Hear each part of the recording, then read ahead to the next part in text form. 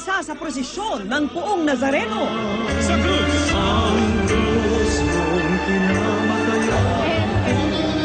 Sa gitna ng siksikan at balyahan, ilang namamanata hinimatay at nasugatan. Ilang bata naipit. Bata, yan mo rin. Yung bata naiipit. Pagdiriwang ng pista, binulabog ng sunog. Ilang mandurukot na namantala sa loob mismo ng simbahan. Ilang politiko umepal.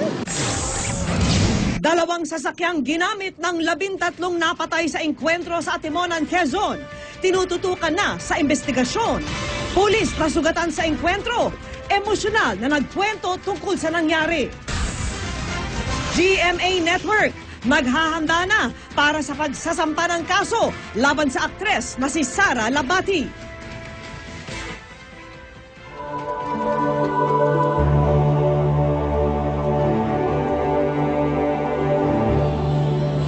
Patuloy pong nakabantay ang inyong Liga ng Katotohanan sa mga pinakabagong detalye po kaugnay ng prosesyon ng itim na Nazareno. Ihatid ko po yung mga igan live mula rito sa Basilica ng Nazareno. At mula naman dito sa GMA Network Center, ihatid ko sa inyo ang iba pang malalaking balitang aming nasaksihan sa araw na ito. Alam mo, Vicky, mga kapuso, mahigit 15 oras na mula nang nagsimula po ang traslasyon ng itim na Nazareno dyan po sa...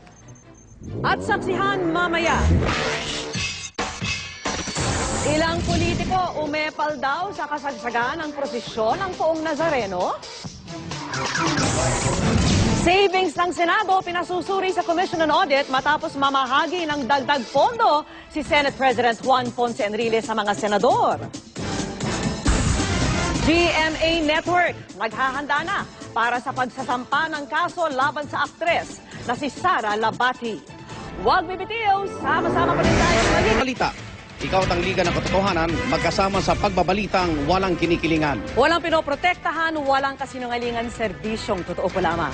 Susunod na po ang Born to be Wild at ako po si Vicky Morales. At live mula rito sa Basilica ng Nazareno, ako naman Arnold Glavio. Hanggang bukas, sama-sama tayong magiging saksi